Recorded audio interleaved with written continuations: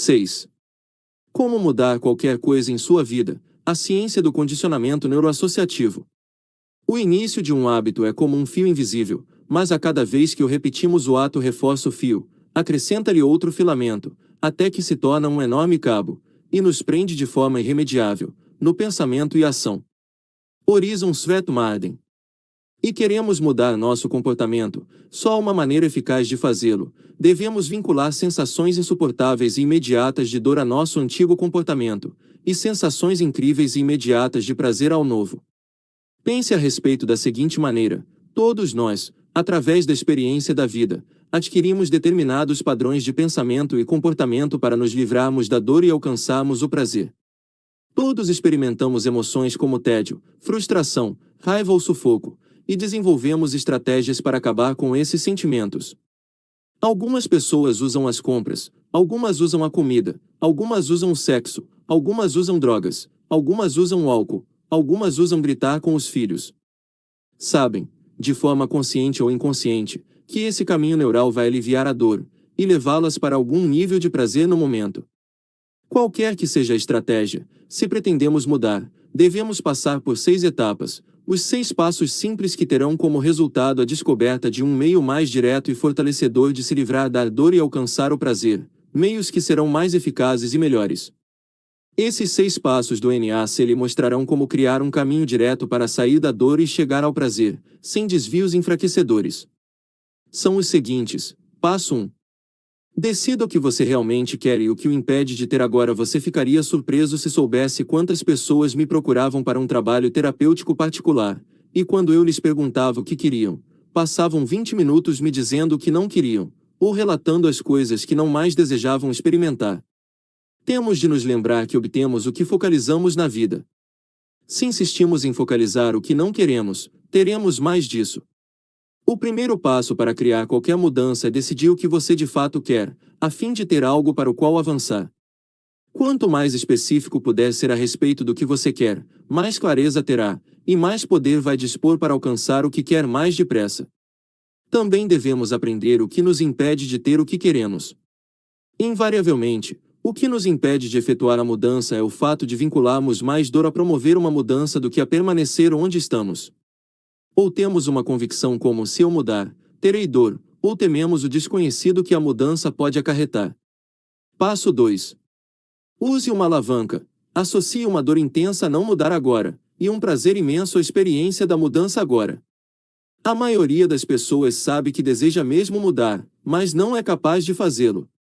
A mudança em geral não é uma questão de capacidade, é quase sempre uma questão de motivação. Se alguém aponta um revólver para a nossa cabeça e diz: é melhor você sair desse estado de depressão, e comece a se sentir feliz agora, aposto que qualquer um de nós poderia encontrar um meio de mudar o estado emocional no momento, nessas circunstâncias. Mas o problema, como eu já disse, é que a mudança muitas vezes é um deve, e não um tem de ser. Ou é um tem de ser, só que para um dia desses. A única maneira de efetuar uma mudança agora é criar um senso de urgência tão intenso que somos compelidos a seguir em frente. Se queremos criar a mudança, temos de compreender que não se trata de uma questão se podemos fazê-lo, mas sim se o faremos. Se faremos ou não depende do nível de motivação, o que por sua vez depende dos poderes gêmeos que moldam nossas vidas, a dor e o prazer. Cada mudança que você realizou em sua vida é o resultado da mudança das neuroassociações sobre o que significa dor e o que significa prazer. Com bastante frequência, porém, temos dificuldades para mudar porque temos emoções mistas sobre a mudança. Por um lado, queremos mudar, não queremos adquirir câncer por fumar. Não queremos perder os relacionamentos pessoais por causa de nosso temperamento explosivo. Não queremos que nossos filhos se sintam desamados porque somos rigorosos demais com eles. Não queremos nos sentir deprimidos pelo resto de nossas vidas por causa de alguma coisa que aconteceu no passado. Não queremos mais nos sentir como vítimas. Por outro lado, tememos a mudança. Especulamos: e se eu parar de fumar e morrer de câncer de qualquer maneira, depois de renunciar ao prazer que o cigarro me proporcionava? Ou, e se eu perder esse sentimento negativo em relação ao estupro, e me acontecer de novo? Temos emoções mistas, em que ligamos tanto a dor quanto o prazer à mudança, o que deixa o cérebro indeciso sobre o que fazer, e nos impede de utilizar os plenos recursos de que dispomos para promover o tipo de mudanças que poderiam literalmente ocorrer de um momento para outro, se cada fibra de nosso ser estivesse empenhada. Como invertemos essa situação? Uma das coisas que faz praticamente qualquer pessoa dar uma virada é alcançar um limiar da dor. Significa experimentar dor num nível tão intenso que você sabe que tem de mudar agora, um ponto em que seu cérebro diz, já chega, não posso mais passar outro dia, nem sequer um momento, vivendo ou me sentindo assim. Você já experimentou isso num relacionamento pessoal, por exemplo? Persistia, era doloroso, não se sentia feliz, mas continuava mesmo assim. Por quê? Racionalizou que ia melhorar, sem fazer nada para que melhorasse. Se sentia tanta dor, por que não foi embora? Embora fosse infeliz, o medo do desconhecido era uma força motivadora ainda maior. É verdade, sou infeliz agora, você pode ter pensado, mas o que aconteceria? Se eu deixasse essa pessoa e nunca mais encontrasse outra? Pelo menos sei como lidar com a dor que sinto agora. É esse tipo de pensamento que impede as pessoas de efetuarem mudanças. Um dia, porém, a dor de permanecer no relacionamento negativo se torna maior do que o medo do desconhecido, e assim você alcançou o limiar, e promoveu a mudança. Talvez tenha feito a mesma coisa com seu corpo, quando finalmente decidiu que não poderia passar mais um dia sem tomar uma providência em relação a seu excesso de peso. É possível que a experiência que o levou a isso tenha sido o fracasso em conseguir espremer-se na sua jeans predileta, ou a sensação das coxas grossas roçando uma na outra ao subir uma escada. Ou apenas a visão das dobras de excesso de carne pendendo para o lado do corpo. Uma alavanca é um artifício que utilizamos para levantar ou deslocar uma tremenda carga, o que não poderíamos fazer de outra forma. A alavanca é absolutamente crucial para criar qualquer mudança, para você se libertar de fados de comportamento como fumar, beber, comer demais, praguejar, ou de padrões emocionais, como depressão, preocupação, medo, sentir-se inadequado pode escolher. A mudança exige mais do que apenas estabelecer o conhecimento de que você deve mudar. É o conhecimento ao nível emocional mais profundo e sensorial mais básico de que você tem de mudar. Se já tentou muitas vezes promover uma mudança e fracassou, isso significa apenas que o nível de dor por fracassar na mudança não é bastante intenso. Você não alcançou o limiar, a suprema alavanca.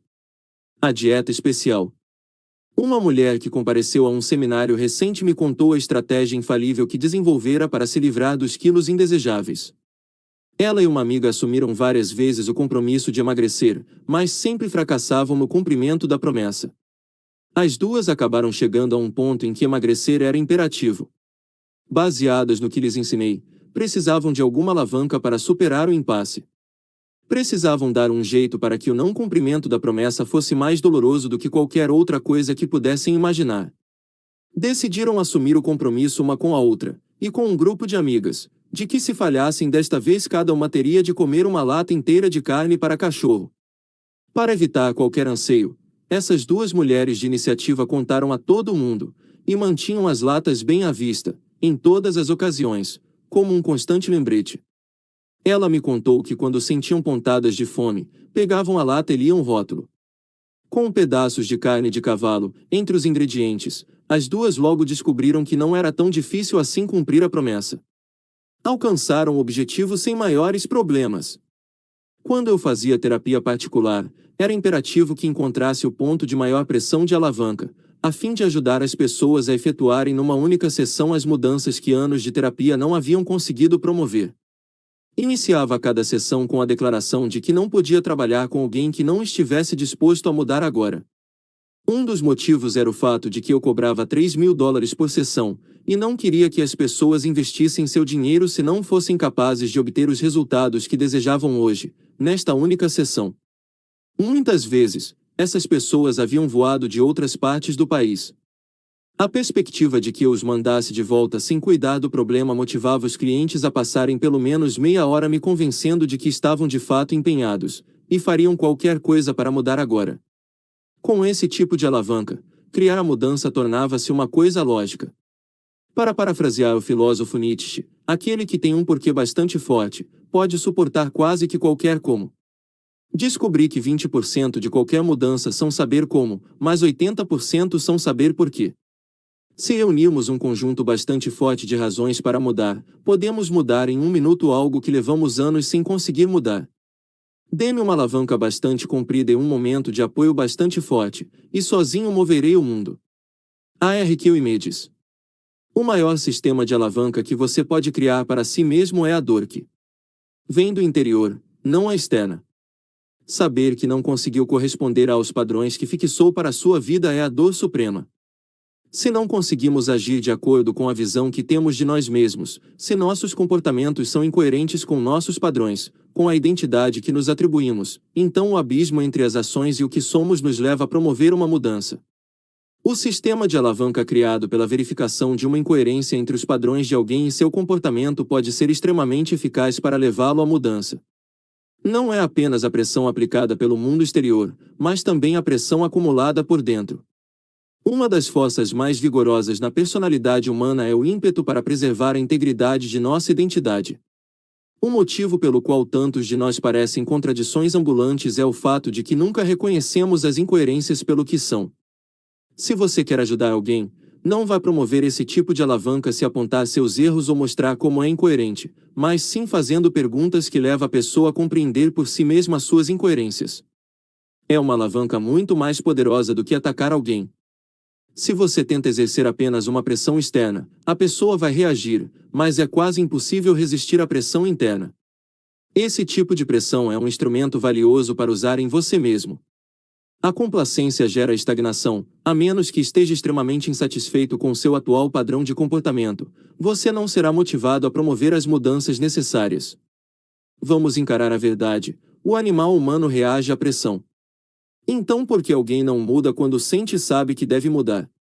É que as pessoas associam mais dor a promover a mudança do que a não mudar. Para mudar alguém, inclusive a nós mesmos, devemos simplesmente inverter isso, para que não mudar se torne doloroso demais, doloroso além do limite de tolerância, e a ideia de mudança seja atraente e agradável. Para obter a pressão de alavanca genuína, faça a si mesmo perguntas que induzem a dor. O quanto vai me custar se eu não mudar? A maioria das pessoas permanece ocupada demais a avaliar o preço da mudança. Mas qual é o preço de não mudar? Em última análise, o que faltará em minha vida se eu não efetuar a mudança? O quanto já me custa, em termos mentais, emocionais, físicos, financeiros, espirituais?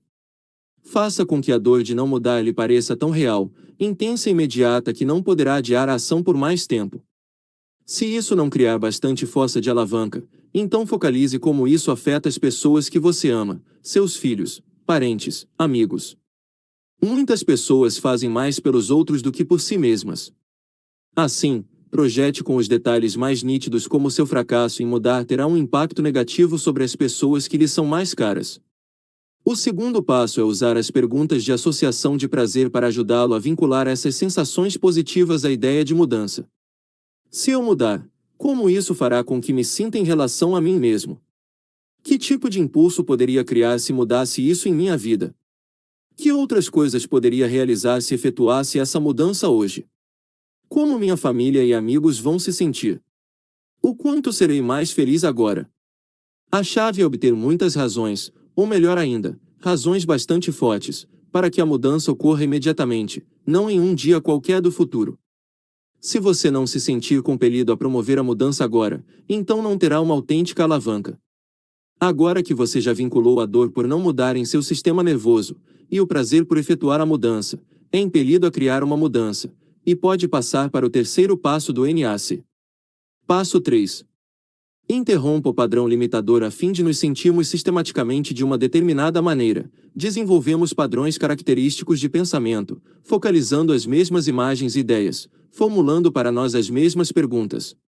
O problema é que a maioria das pessoas deseja um resultado, mas continua a agir da mesma maneira. Ouvi uma ocasião que a definição de insanidade é fazer sempre as mesmas coisas, e esperar um resultado diferente. Por favor, não me entenda mal. Não há nada de errado em você, não precisa ser obcecado. E sugiro que evite qualquer pessoa que use essas metáforas para descrevê-lo. Os recursos de que precisa para mudar qualquer coisa em sua vida estão dentro de você neste momento. Acontece apenas que possui um conjunto de neuroassociações que habitualmente o levam a não aproveitar toda a sua capacidade. O que você deve fazer é reorganizar seus caminhos neurais, a fim de que o guiem de uma forma sistemática na direção de seus desejos, em vez de suas frustrações e medos. A fim de obter novos resultados em nossas vidas, não basta apenas saber o que queremos e ter uma alavanca apropriada. Podemos estar muito motivados à mudança, mas se continuamos a fazer as mesmas coisas, a manter os mesmos padrões impróprios, nossa vida não vai mudar, e só experimentaremos mais e mais dor e frustração. Já reparou numa mosca aprisionada numa sala? Procura de imediato pela claridade, por isso voa para a janela, bate contra o vidro muitas e muitas vezes, até por horas a fio. Já notou que as pessoas também fazem isso? Estão motivadas para a mudança, e têm uma alavanca poderosa. Mas nem toda a motivação do mundo será capaz de ajudar se você tentar escapar através de uma janela fechada. Tem de mudar seu curso. A mosca só tem uma chance se recuar e procurar por outra saída. Se mantemos o mesmo padrão antigo, obteremos os mesmos resultados antigos. Os discos criam sempre os mesmos sons por causa de seu padrão, o sulco contínuo em que os sons foram codificados. Mas o que aconteceria se um dia eu pegasse seu disco e usasse uma agulha para arranhá-lo de um lado para outro, dezenas de vezes? Se eu fizer isso com bastante força, haverá um ponto em que o padrão será interrompido tão fundo que o disco nunca mais tocará da mesma forma. Assim também a simples interrupção do padrão de comportamento ou emoção limitadores de alguém pode mudar completamente sua vida, porque às vezes também cria uma força de alavanca, e só com esses 2 passos se pode mudar quase tudo. Os passos adicionais do NAC são apenas um meio de fazer com que as mudanças durem, e lhe permitir desenvolver novas opções, agradáveis e fortalecedoras. Criei recentemente um curioso padrão de interrupção, em um dos meus seminários de 3 dias de poder ilimitado Trademark, Unlimited Power Trademark, em Chicago. Um homem alegou que queria se livrar do seu hábito de chocolate, mas ficou patente para mim que ele recebia muito prazer de sua identidade como um viciado em chocolate. Até usava uma camisa com a frase, "Eu quero o mundo, mas me contentarei comendo chocolate." Era uma prova incontestável de que aquele homem, embora pudesse ter o desejo de parar de comer chocolate, também tinha muito ganho secundário para manter o hábito. Às vezes as pessoas querem criar mudança, porque um comportamento ou padrão emocional lhes cria dor. Mas podem também extrair um benefício da própria coisa que tentam mudar. Se uma pessoa fica doente, por exemplo, e de repente todos a envolvem, dispensando a maior atenção, pode descobrir que a doença não cura tão depressa quanto deveria. Ao mesmo tempo em que deseja superar a dor, pode também querer, inconscientemente, mais do prazer de saber que os outros se importam.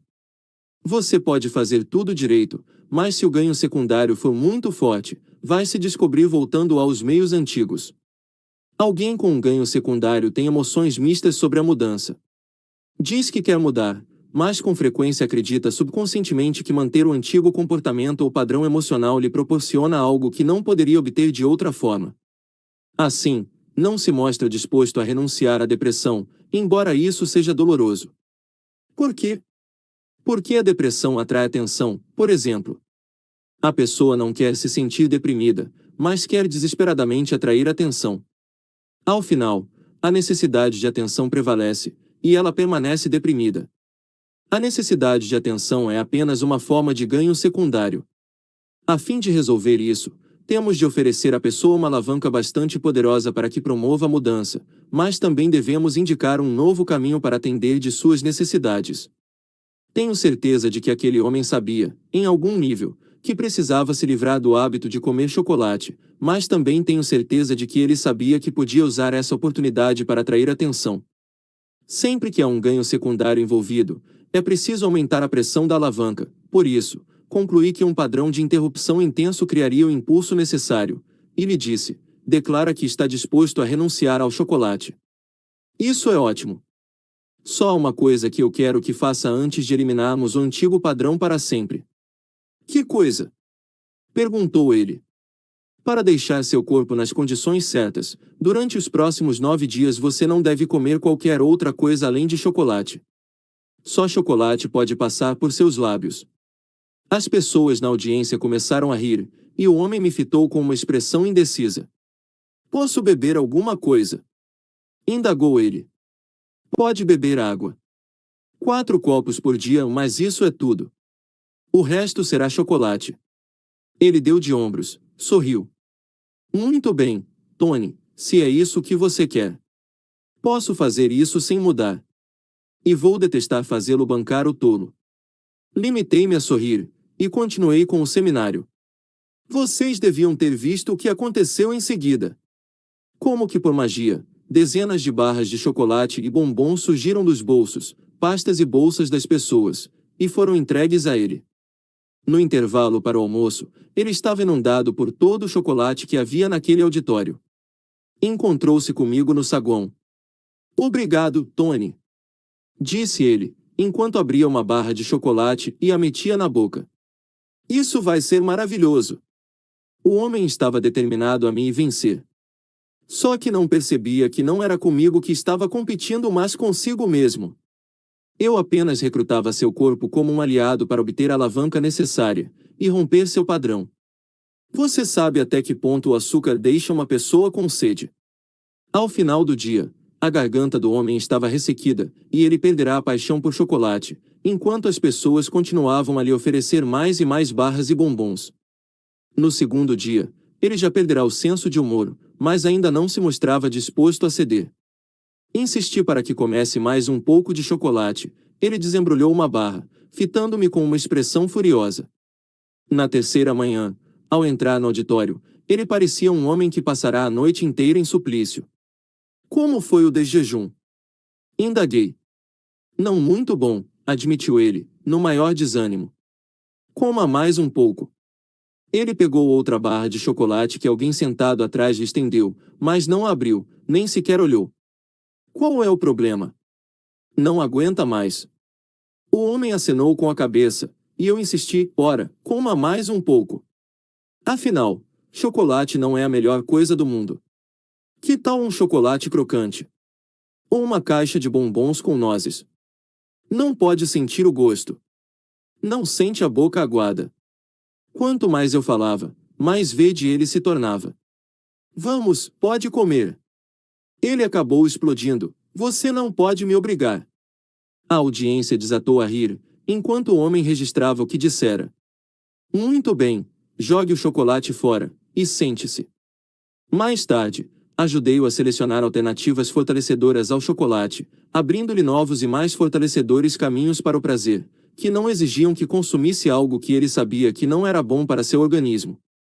Aprofundei o trabalho, condicionando as novas associações e ajudando-o a substituir o vício antigo por uma variedade de comportamentos saudáveis, respiração de poder, exercícios, alimentos ricos em água, combinações de alimentos apropriados, e assim por diante. Eu criará uma alavanca para esse homem. Pode apostar que sim. Se você pode causar dor ao corpo de alguém, isso é uma alavanca inegável. A pessoa faz qualquer coisa para se livrar da dor e alcançar o prazer. Ao mesmo tempo, consegui romper seu padrão. Todos os outros tentavam fazer com que ele parasse de comer chocolate. Eu exigi que ele comesse. Era algo que ele nunca esperara, e foi uma tremenda interrupção em seu padrão.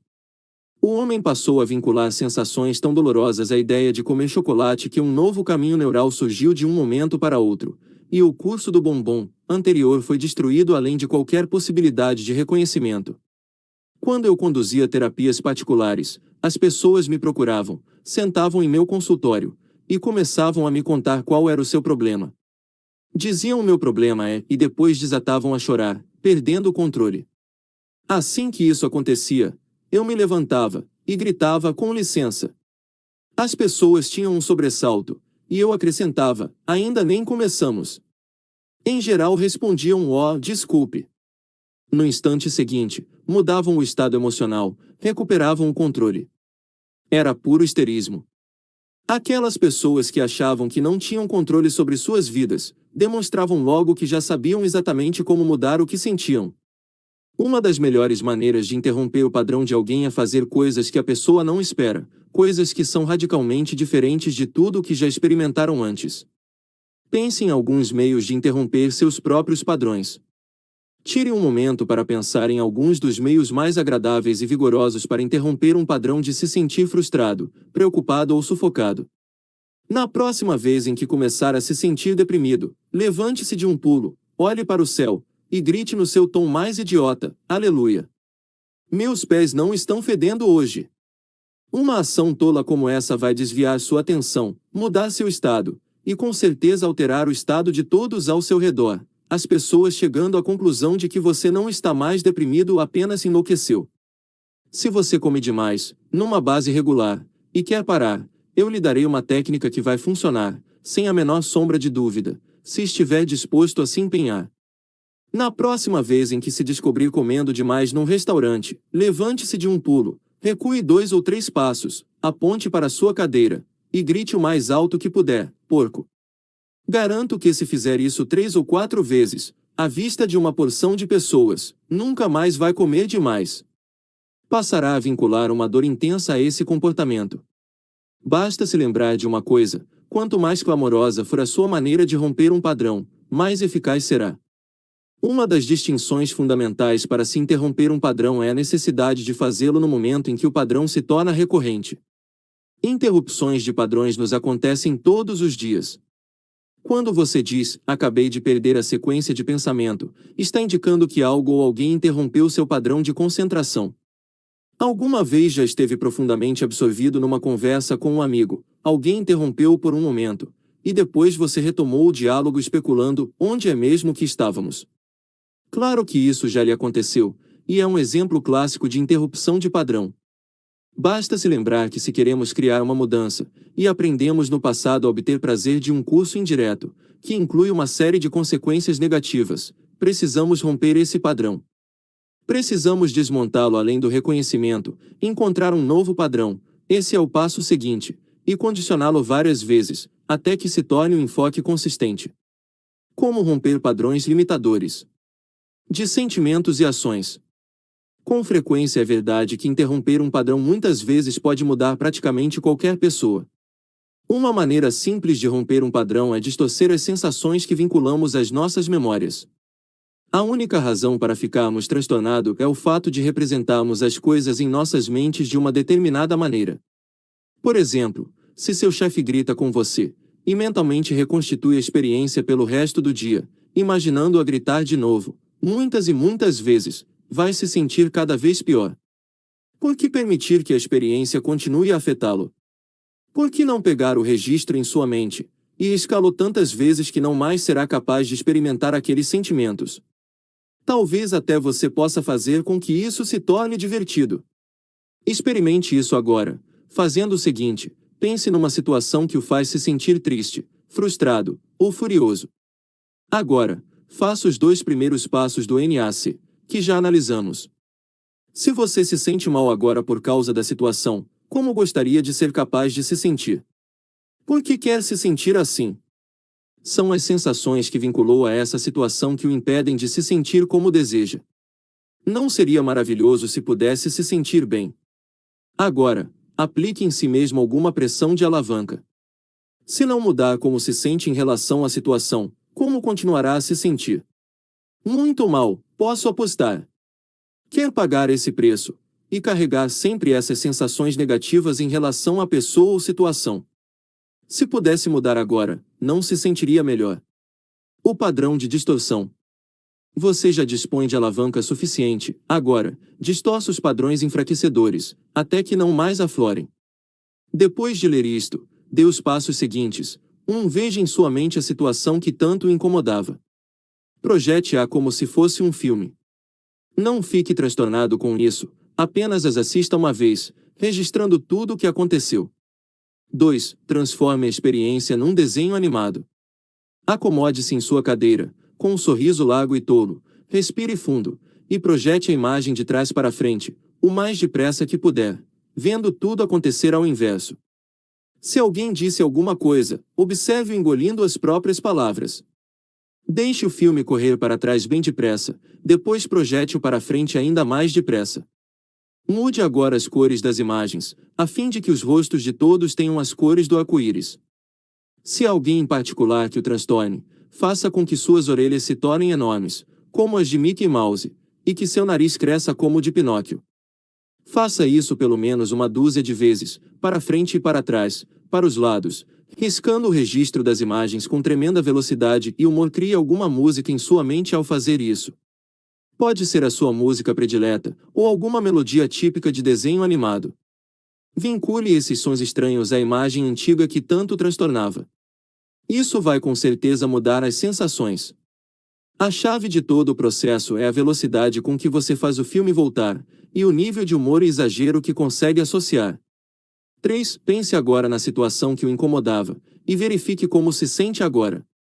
Se foi feito com eficácia, você terá rompido o padrão tantas vezes, e com tanta facilidade, que achará difícil, ou mesmo impossível, retornar a esses sentimentos negativos. Isso pode ser feito com coisas que o vêm incomodando há anos. É com frequência um método muito mais eficaz do que tentar analisar as razões de uma situação, o que não muda as sensações que você vincula à situação. Por mais simplista que possa parecer, a distorção eficaz de uma situação funcionará na maioria dos casos, mesmo quando há trauma envolvido. Por que funciona? Porque todos os nossos sentimentos estão baseados nas imagens que focalizamos na mente, e nos sons e sensações que vinculamos a essas imagens específicas. À medida que mudamos as imagens e sons, mudamos como sentimos. Efetuando-se esse condicionamento várias vezes, fica difícil voltar ao padrão antigo. Uma maneira de romper o padrão é simplesmente parar de fazer uma coisa. Se você deixa de manter um padrão, o caminho neural se dissipará pouco a pouco. Depois que uma conexão neural é estabelecida, o cérebro sempre terá um caminho aberto, mas este torna-se mais ou menos obstruído se não for usado. Como qualquer outra coisa, se você não usar, começa a perder. Agora que você já rompeu o padrão que o continha, tem agora o espaço aberto para. Passo 4. Crie uma alternativa fortalecedora. Este quarto passo é absolutamente essencial para se consolidar a mudança a longo prazo. Na verdade, o fracasso da maioria das pessoas em encontrar um caminho alternativo para sair da dor e assumir os sentimentos de prazer é causa principal para que suas tentativas de mudança sejam apenas temporárias. Muitas pessoas chegam ao ponto em que têm de mudar, em que a mudança é imperativa, porque vincularam muita dor ao padrão antigo, e muito prazer à ideia de mudar. Até interrompem seus padrões. Depois disso, no entanto, nada tem para substituir o padrão antigo. Lembre-se de que todos os seus padrões neurológicos são projetados para ajudá-lo a se livrar da dor e alcançar o prazer. Esses padrões são bem estabelecidos, podem ter efeitos colaterais negativos, mas se você aprendeu que um hábito pode livrá-lo da dor, voltará a assumi-lo, repetidas vezes, se não encontrou um meio melhor de obter os sentimentos que deseja. Se você seguiu cada um dos passos descritos, tem uma noção clara do que queria e do que o impedia de alcançar o objetivo, dispõe de uma alavanca para si mesmo, interrompeu o padrão, e agora precisa preencher a lacuna com um novo conjunto de opções, que lhe proporcionarão os mesmos sentimentos agradáveis, sem os efeitos colaterais negativos. A partir do momento em que deixa de fumar, você deve ter um novo meio, ou vários novos meios, de substituir os benefícios, quaisquer que fossem, que costumava obter do antigo comportamento. Os benefícios dos antigos sentimentos ou comportamentos devem ser preservados pelos novos comportamentos ou sentimentos, ao mesmo tempo em que se eliminam os efeitos colaterais. Pelo que você pode substituir a preocupação. Que tal a ação intensa num plano para alcançar seus objetivos? A depressão pode ser substituída pelo foco em como ajudar outras pessoas necessitadas. Se você não sabe direito como se livrar da dor e sentir prazer como um substituto ao fumo, bebida, preocupação, ou outra emoção ou comportamento negativo, pode encontrar as respostas seguindo o exemplo de pessoas que mudaram sua situação. Procure pessoas que efetuaram mudanças permanentes. Garanto que vai descobrir que elas tiveram uma alternativa para substituir o comportamento antigo. Um bom exemplo disso é o meu amigo Fran Tarkenton. Quando Fran e eu começamos a fazer os meus programas de poder pessoal na televisão, ele tinha um hábito que me surpreendeu. Era viciado em mascar tabaco. Eu estava numa reunião com Fran, e de repente ele virava a cabeça e cuspia. Não combinava com a imagem daquele homem vigoroso e elegante. Mas há mais de 20 anos que ele fazia isso. Como Fran me diria depois, mascar tabaco era um dos seus maiores prazeres na vida. Era como seu melhor amigo. Se estava viajando e sentia-se sozinho, podia mascar tabaco, e a solidão acabava. Ele chegou a comentar para alguns amigos que se tivesse de optar entre sexo e mascar tabaco, escolheria mascar tabaco. O que acham disso como uma falsa neuroassociação? Ele abrirá um caminho para sair da dor e alcançar o prazer através do ato de mascar tabaco. Depois de anos de uso e reforço contínuos, criará uma linha tronco neural do tabaco para o prazer. Portanto, esse era o seu caminho predileto de mudança. O que aconteceu para mudar o comportamento? Ao final, ele acabou obtendo uma alavanca bastante forte para si mesmo. Um dia, com uma pequena ajuda de um amigo, Fran começou a perceber que mascar tabaco era uma tremenda incongruência com a qualidade do homem que se tornará. Representava uma falta de controle sobre a sua vida, e como o comando da vida é um dos valores mais altos para Fran, esse era um padrão que não podia deixar de romper. Era doloroso demais se encontrar nessa posição. Começou a orientar o foco da mente para a possibilidade de câncer na boca. Imaginou isso com extrema nitidez, até que foi se afastando da ideia de mascar tabaco. O gosto passou a repugná-lo.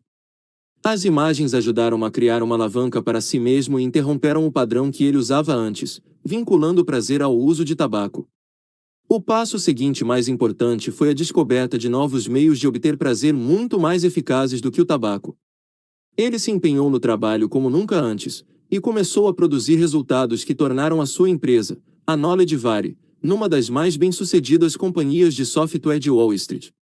Com um vigor ainda maior, agora que precisava de uma nova companhia, decidiu atrair uma pessoa real, e encontrou a mulher de seus sonhos. Aprendeu a obter do relacionamento todos os tipos de emoções e sentimentos que nunca fora capaz de obter de qualquer outra fonte. Muitas vezes, se apenas rompemos os padrões antigos, o cérebro procura automaticamente por um padrão substituto para nos proporcionar os sentimentos que desejamos. É por isso que as pessoas que rompem o padrão de fumar podem às vezes engordar. O cérebro procura por um novo meio de criar os mesmos tipos de sentimentos agradáveis, e as pessoas a comer em grandes quantidades para obtê-los. A chave, portanto, é escolhermos conscientemente os novos comportamentos ou sentimentos com que vamos substituir os antigos. Estudos de transformação. A pesquisadora Nancy Mann realizou um estudo estatístico para avaliar o nível de reabilitação em usuários de drogas reformados, e a adoção de um comportamento substituto parece desempenhar um importante papel, mesmo nesse complexo campo de mudança. O primeiro grupo no estudo foi obrigado a renunciar ao vício por alguma pressão externa, muitas vezes aplicada pelo sistema judiciário. Como já ressaltamos na parte sobre a alavanca, a pressão externa raramente tem um impacto duradouro. Como era de se prever, esses homens e mulheres voltaram ao vício antigo assim que a pressão foi suspensa, ou seja, assim que saíram da prisão. Um segundo grupo desejava realmente largar o vício, e tentou por iniciativa própria. Sua alavanca era basicamente interna. Em decorrência, as mudanças de comportamento duraram muito mais, em alguns casos até por 2 anos depois do empenho inicial.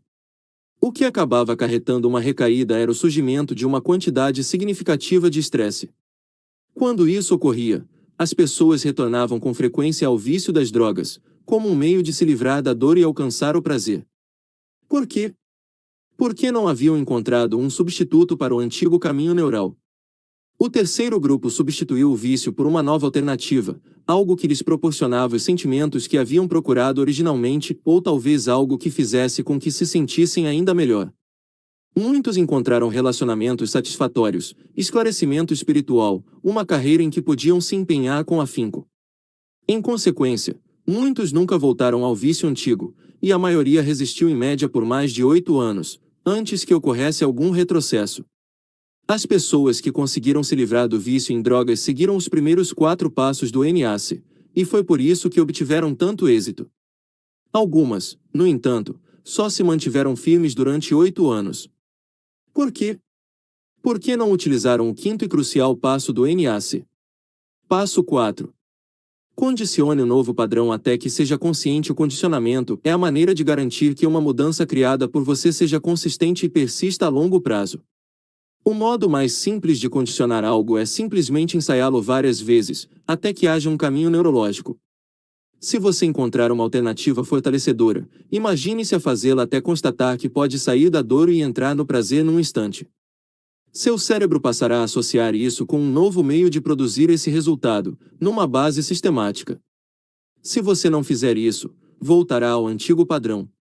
Se ensaiar a alternativa nova e fortalecedora muitas vezes, com tremenda intensidade emocional, vai abrir uma trilha, e usando ainda mais repetição e emoção, logo se tornará uma estrada para esse novo meio de alcançar resultados, e passará a ser uma parte de seu comportamento habitual.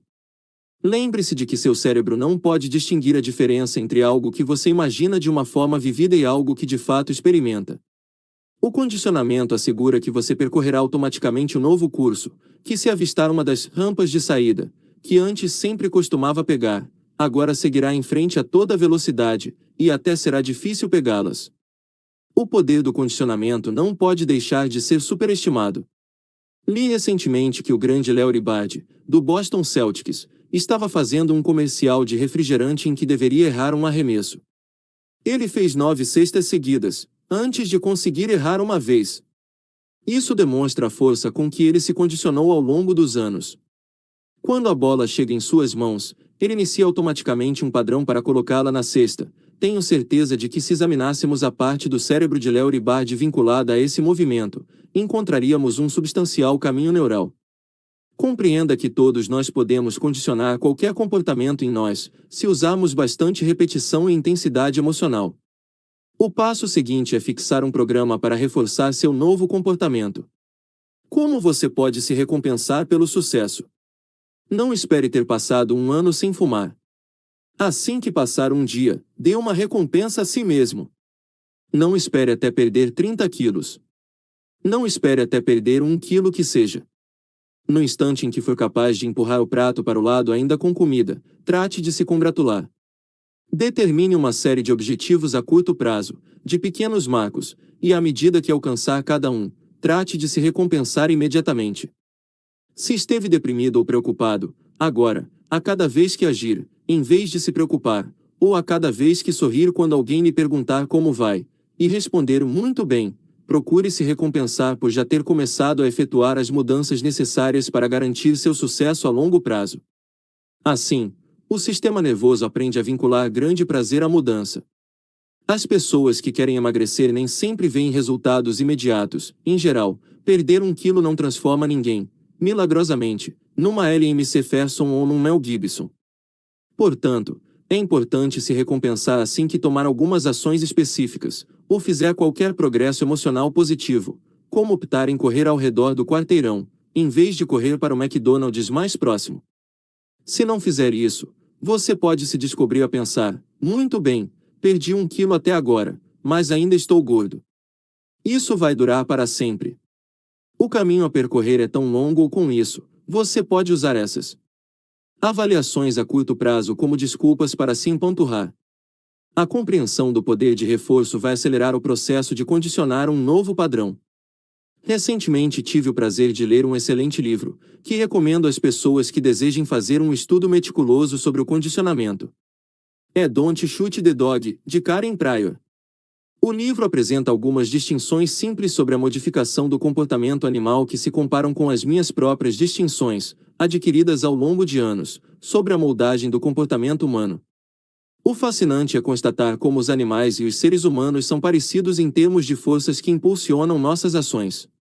O conhecimento dos fatores fundamentais do condicionamento nos permite assumir o controle dessas forças e criar o destino que escolhermos. Podemos viver como animais, manipulados pelas circunstâncias e pelas pessoas que nos cercam, ou podemos aprender com essas leis, usando-as para aproveitar ao máximo todo o nosso potencial. Pryor analisa em seu livro como aprendeu a utilizar a dor para treinar animais, ao longo dos anos, chicotes e uma cadeira para leões, o freio para cavalos, a coleira para cachorros. Mas enfrentou dificuldades quando começou a trabalhar com golfinhos, porque eles simplesmente nadavam para longe quando tentava lhes aplicar alguma dor. Isso levou a desenvolver uma compreensão mais profunda da dinâmica do treinamento de reforço positivo. Não há nada que o treinamento não possa fazer. Nada está além de seu alcance. Pode transformar a moral ruim em boa, pode destruir maus princípios e recriar os bons, pode levar homens a anjos. Mark Twain. O primeiro princípio organizador de qualquer tipo de condicionamento de sucesso é o poder do reforço.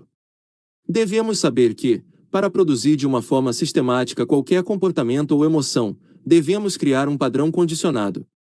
Todos os padrões são o resultado de reforço. De forma mais específica, a chave para criar a consistência em nossas emoções e comportamentos é o condicionamento. A lei do reforço. Qualquer padrão de emoção ou comportamento que seja reforçado de um modo contínuo se tornará uma reação automática e condicionada.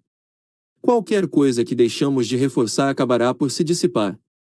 Podemos reforçar nosso comportamento ou de outra pessoa através do reforço positivo, ou seja, a cada vez que produzimos o comportamento que desejamos, damos uma recompensa. Essa recompensa pode ser um elogio, um presente, um novo privilégio, etc. Ou podemos usar um reforço negativo. Pode ser uma cara amarrada, um barulho qualquer, até uma punição física.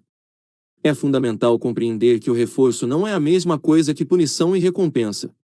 Reforço é a reação a um comportamento imediatamente depois que ocorre, enquanto a punição e recompensa podem ocorrer muito tempo depois. O momento é tudo. O momento apropriado é absolutamente fundamental para o condicionamento eficaz.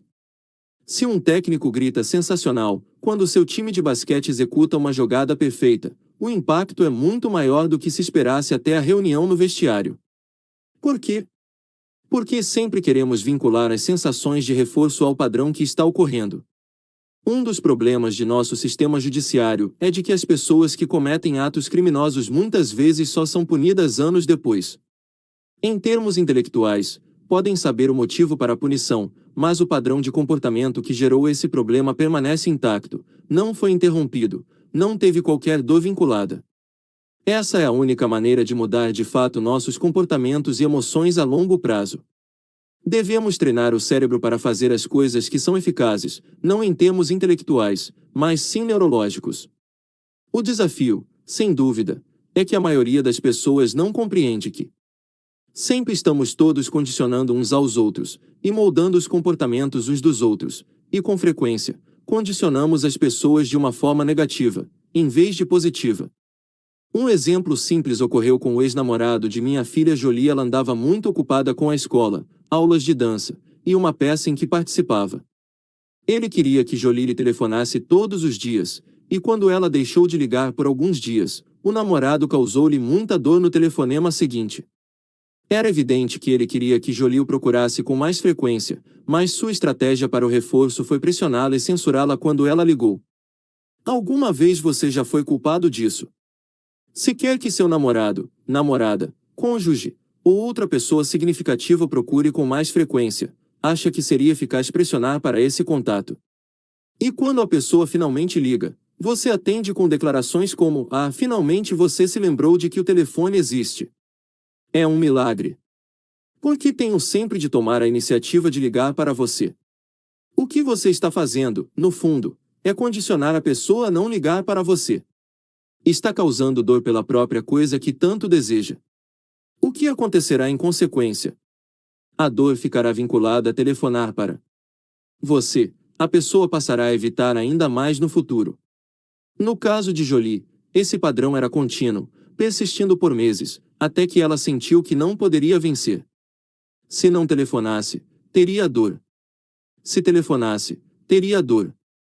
Como vocês podem imaginar, esse padrão de reforço negativo impregnou muitos aspectos do relacionamento dos dois, e acabou levando-o ao seu encerramento. Se você deseja mesmo que alguém o procure, então precisa responder com satisfação quando a pessoa telefona. Se disser que sente saudade, que a ama, como fica feliz por falar com ela, não acha que a pessoa se tornará mais propensa a ligar de novo. Lembre-se de que deve vincular prazer a qualquer comportamento que deseja que alguém repita. Em minhas consultas a empresas, através dos Estados Unidos, já notei que a maioria tenta motivar seus empregados pelo uso de reforço negativo como estratégia primária, usando o medo da punição como elemento fundamental.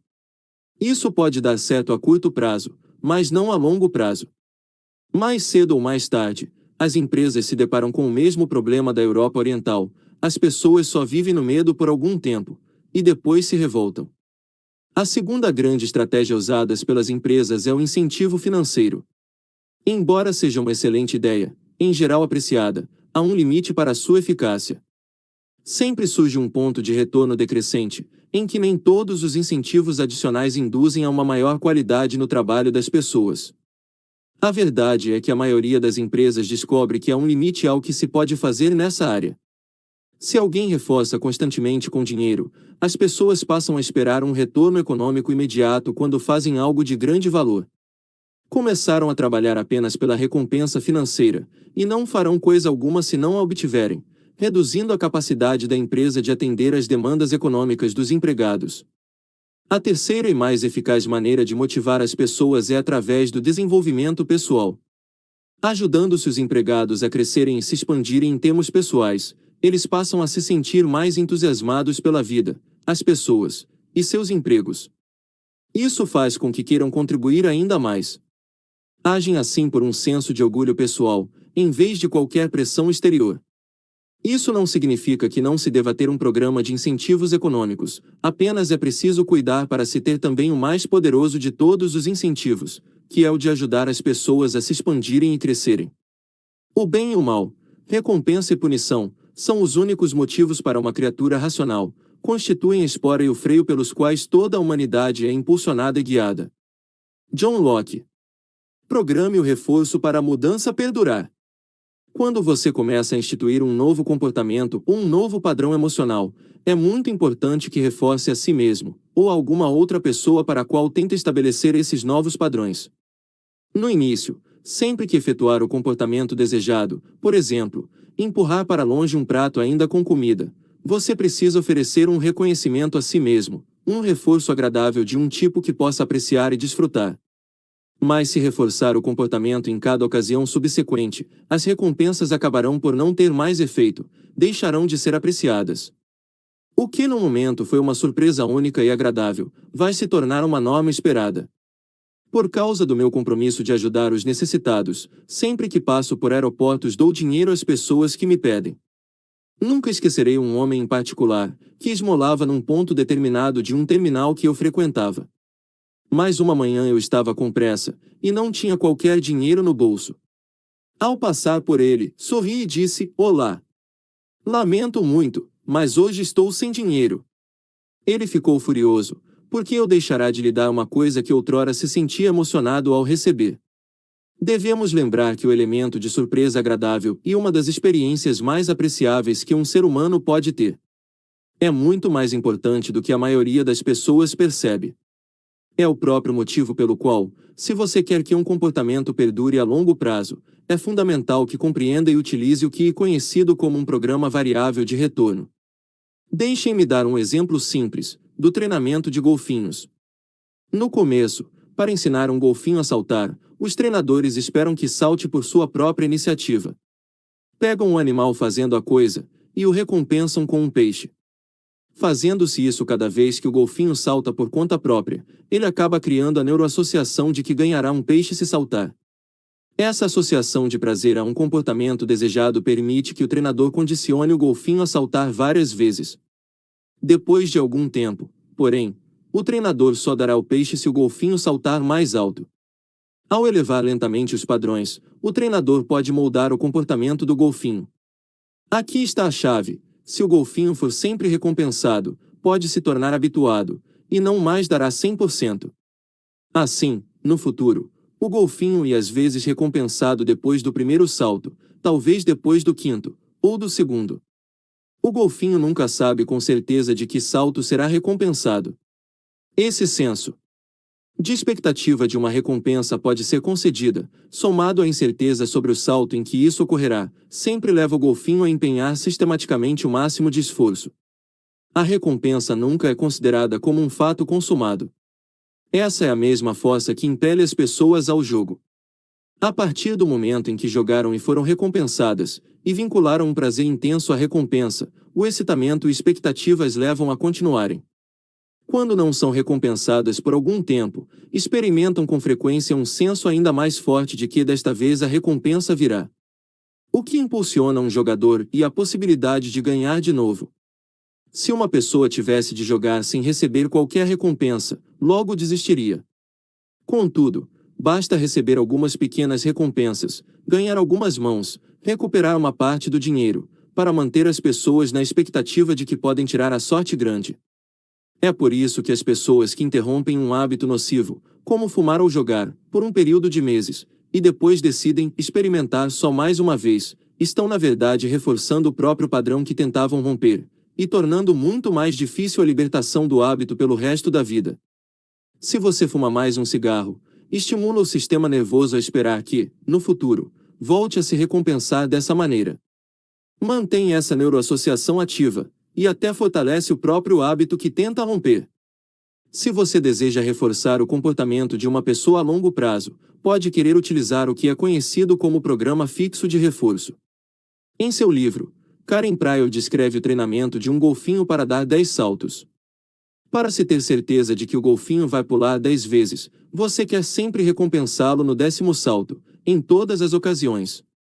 Não pode exigir comportamentos demais antes do reforço ocorrer, mas se o golfinho só for recompensado no 10º salto, logo aprende que não precisa fazer muito esforço nos 9 saltos anteriores, e a qualidade declina. É a mesma reação que podemos observar em pessoas que recebem um cheque de pagamento a cada quinzena. Os empregados sabem que há certas coisas que se esperam dele, pelas quais recebem uma compensação regular. O problema é que muitas pessoas aprendem a fazer apenas o mínimo necessário para receberem a recompensa, porque não há surpresa. No trabalho, o pagamento é esperado, sem dúvida. Mas se for a única recompensa, então os trabalhadores farão apenas o que se espera deles, e o mínimo possível pelo pagamento. Mas se houver surpresas ocasionais, como reconhecimento, gratificações, promoções e outros incentivos, eles farão o esforço extra, na esperança e expectativa de que serão recompensados e reconhecidos. Lembre-se de que essas surpresas não devem ser previsíveis, ou se tornam ineficazes, consideradas como certas, a expectativa é que impulsionará o comportamento. Varie as recompensas, e obterá melhores resultados ao efetuar a mudança em si mesmo, ou em qualquer pessoa sob a sua supervisão. Há um terceiro instrumento para o reforço que também pode ser usado, é conhecido como jackpot, o prêmio acumulado, ou grande prêmio. Um jackpot pode ajudá-lo a ampliar o reforço. Se, por exemplo, você dá de vez em quando a um golfinho não apenas um peixe, mas 3 ou 4, por seu comportamento, isso leva a esperar ainda mais, cria a expectativa de que em troca do esforço extra pode haver uma enorme recompensa. Compele o golfinho a sempre se empenhar ao máximo. Os seres humanos reagem de forma similar. Nas empresas, com frequência, quando as pessoas recebem recompensas muito maiores do que esperavam, isso pode criar uma grande motivação para continuarem a prestar grandes serviços no futuro, na expectativa de receberem uma recompensa ainda maior. O mesmo princípio pode funcionar como mágica com seus filhos. Crie um salto inicial. O princípio do jackpot pode também ser usado com alguém que não está motivado a produzir quaisquer resultados. Mais uma vez, se os treinadores têm um golfinho que parecem não conseguir motivar, podem às vezes lhe dar uma dúzia de peixes, mesmo que o animal não tenha feito nada para merecer. O prazer que isso cria pode ser suficiente para romper o antigo padrão do golfinho, levando-o a tamanho estado de prazer que depois se mostrará disposto a ser treinado. Os seres humanos também são assim. Se alguém que parece não ter feito nada certo recebe de repente uma recompensa, apenas por compaixão e interesse, isso pode estimulá-lo a assumir novos níveis e tipos de comportamento e desempenho. A coisa mais importante para se lembrar sobre o condicionamento, no entanto, é reforçar o comportamento desejado imediatamente. No instante em que você se descobrir a reagir com jovialidade ao que antes costumava irritá-lo, trate de se reforçar. Faça-o de novo, e crie ainda mais prazer. Ria bastante. Lembre-se de que cada vez que você cria uma sensação emocional forte, seja positiva ou negativa, está criando uma conexão em seu sistema nervoso. Se repetir esse padrão muitas vezes, visualizando a mesma imagem que o faz se sentir forte, ou o faz rir, descobrirá que é mais fácil ser forte ou rir no futuro. O padrão ficará consolidado. No instante em que você, ou qualquer outra pessoa que queira reforçar, fizer algo certo, crie uma recompensa imediata. Reforce sistematicamente com o tipo de recompensa que você, ou a outra pessoa, mais deseja. Dê a si mesmo a recompensa emocional de tocar sua música predileta, sorrir, ou se ver alcançando seus objetivos. O condicionamento é fundamental. É assim que produzimos resultados consistentes. Mais uma vez, Lembre-se de que qualquer padrão de comportamento emocional que for reforçado ou recompensado numa base sistemática se tornará condicionado e automático. Qualquer padrão que deixamos de reforçar acabará por se dissipar. Agora que você já deu os 5 primeiros passos, vamos passar para o passo final. Passo 6. Experimente. Vamos revisar o que você realizou, determinou um novo padrão de emoção ou comportamento que deseja, providenciou uma alavanca pessoal para a mudança, interrompeu o padrão antigo, descobriu uma nova alternativa, e se condicionou até se tornar consistente. O único passo que resta é experimentá-lo para ter certeza de que vai funcionar no futuro. Uma das maneiras de se fazer isso, ensinada na programação neurolinguística, é a sondagem do futuro.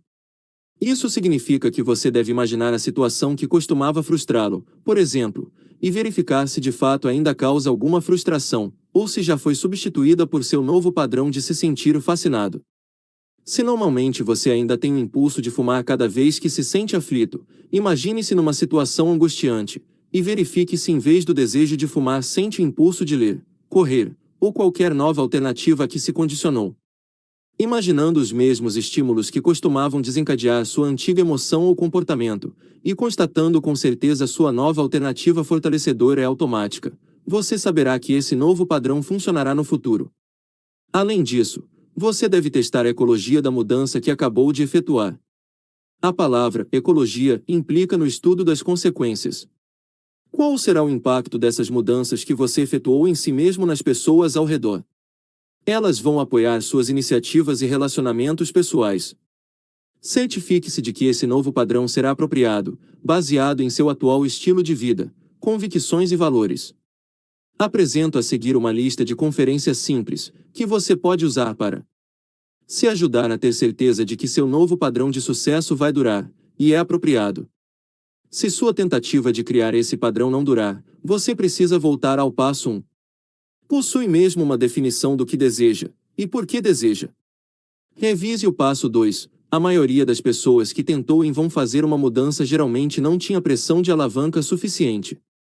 Talvez você precise assumir um compromisso público, a fim de obter mais alavanca para si mesmo. Fale com pessoas que não vão deixá-lo esquecer. A verificação ecológica. 1. Certifique-se de que a dor está plenamente associada ao antigo padrão. Quando você pensa em seu antigo comportamento ou sentimento, imagina e sente coisas que agora são dolorosas, em vez de agradáveis. 2. Certifique-se de que o prazer está plenamente associado ao novo padrão. Quando você pensa em seu novo comportamento ou sentimento, imagina e sente coisas que agora são agradáveis, em vez de dolorosas. 3. Alinhe-se com seus valores, convicções e regras. O novo comportamento ou sentimento é coerente com os valores, convicções e regras em sua vida. Analisaremos essa questão em capítulos posteriores. 4. Certifique-se de que os benefícios do antigo padrão foram mantidos. O novo comportamento ou sentimento ainda vai lhe permitir obter os benefícios e sensações de prazer que o antigo padrão costumava lhe proporcionar. 5. Sondagem futura. Imagine-se assumir esse novo comportamento no futuro. Imagine a coisa que seria desencadeada se você adotasse o antigo padrão. Adquira a certeza de que pode usar o novo padrão, em vez do antigo. Se você sente que há alavanca suficiente, verifique o passo 3, se sabe o que quer, e dispõe de alavanca suficiente. É bem possível que seja como a mosca, batendo repetidamente contra o vidro da janela. Fez as mesmas coisas muitas e muitas vezes, com mais e mais intensidade, mas não mudou seu enfoque. Você tem de interromper seu padrão. Se sente que todos esses passos estão certos, passe para o passo 4. Se seus esforços ainda não produziram uma mudança, é evidente que está omitindo esse passo. Encontre uma nova alternativa fortalecedora para sair da dor e entrar no prazer, tão poderosa e conveniente quanto o seu antigo enfoque. Tudo isso significa que você tem agora uma oportunidade de explorar a possibilidade de ser um pouco mais criativo. Procure um modelo, alguém que conseguiu eliminar esse hábito ou conjunto de emoções negativas que você quer mudar. Se começou a efetuar uma mudança, mas depois não continuou, é óbvio que não reforçou o padrão com prazer suficiente. Use o passo 5. Condicionamento. Utilize tanto o programa variável quanto o fixo de reforço para garantir a permanência de seu novo padrão fortalecedor. Os 6 passos do NAC podem ser usados para qualquer coisa: dificuldades nos relacionamentos, problemas no trabalho, empacar num padrão de berrar com os filhos. Digamos que você se preocupa demais com coisas sobre as quais não tem nenhum controle. Como pode usar os 6 passos para mudar esse padrão enfraquecedor? 1. Pergunte a si mesmo: o que eu quero fazer em vez de me preocupar? 2. Providencie uma alavanca, e compreenda o que a preocupação faz para destruir sua vida. Leve ao limiar, verifique o quanto custaria a sua vida, em última análise, para que não deseje mais pagar esse preço. Imagine a alegria de se livrar dessa angústia, e ser realmente livre, de uma vez por todas. 3. Interrompa o padrão. Cada vez que se preocupar, trate de romper o padrão, de uma maneira afrontosa. Enfie o dedo no nariz, arrote, ou grite bem alto: que linda manhã! 4. Crie uma alternativa fortalecedora. O que fará em vez de se preocupar? Pegue sua agenda, e escreva um programa do que pode fazer de imediato. Talvez deva sair para correr um pouco, e durante esse exercício, poderá pensar em novas soluções. 5. Condicione um novo padrão. Imagine e ensaie de uma forma vivida esse novo padrão, com tremenda intensidade emocional e repetição, até que o novo pensamento, comportamento ou padrão emocional se torne automático. Reforce com o primeiro passo. Imagine-se alcançar o êxito, muitas e muitas vezes. Ver os resultados com antecedência pode lhe proporcionar o prazer que deseja. Use a repetição e a intensidade emocional para condicionar o novo padrão, até que seja consistente.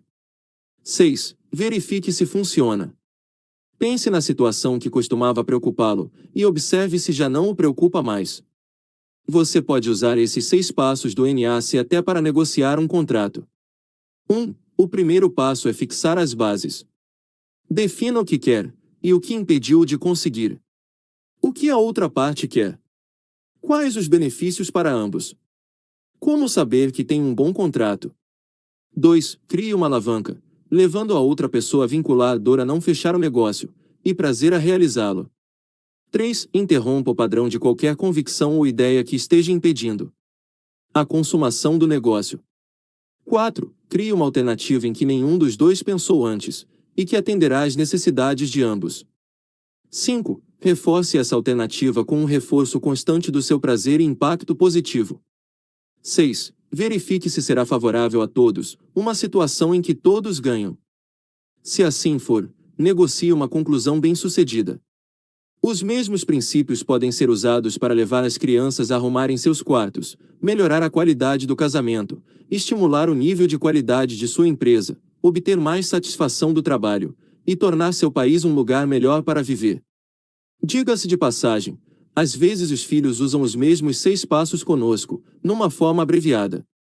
Lembre-se do que eu disse: se você tiver alavanca suficiente e interromper o padrão de alguém com a força necessária, a pessoa vai encontrar e condicionar um novo padrão. Um amigo meu tentou quase tudo que conhecia para deixar de fumar. Seu padrão finalmente foi rompido. Como? A filha de 6 anos entrou um dia na sala no momento em que ele acendia um cigarro. A menina sabia o que queria, tinha alavanca suficiente, e interrompeu o padrão do pai ao gritar: "Por favor, papai, pare de se matar." "Mais do que você está falando, querida." "Qual é o problema?" Ela repetiu, e o pai protestou: "Ora, meu bem, não estou me matando." A menina balançou a cabeça, apontou para o cigarro, e soluçou: "Por favor, papai, pare de se matar. Quero que você esteja presente quando eu casar." Esse homem já tentará parar de fumar dezenas de vezes, e nada derá certo até aquele momento. O cigarro foi abandonado naquele dia, e ele nunca mais fumou desde então. Com o coração do pai bem firme em suas mãos, ela obteve no mesmo instante o que desejava. Ele encontrou muitas alternativas para o cigarro que proporcionavam as mesmas sensações agradáveis. Se você der apenas os 3 primeiros passos do NAC, pode ser o suficiente para criar uma tremenda mudança. A partir do momento em que decidiu o que quer, obteve uma alavanca, e interrompeu o padrão, a vida com frequência proporciona novos meios de olhar para as coisas. E se a alavanca for bastante forte, você será compelido a encontrar um novo padrão e condicioná-lo, e pode muito bem contar com o mundo para lhe dar o resto. Agora você tem o NAC da mudança. O fundamento é usá-lo. Mas não o fará, a menos que saiba para que o está usando. Você precisa saber o que realmente deseja, deve descobrir.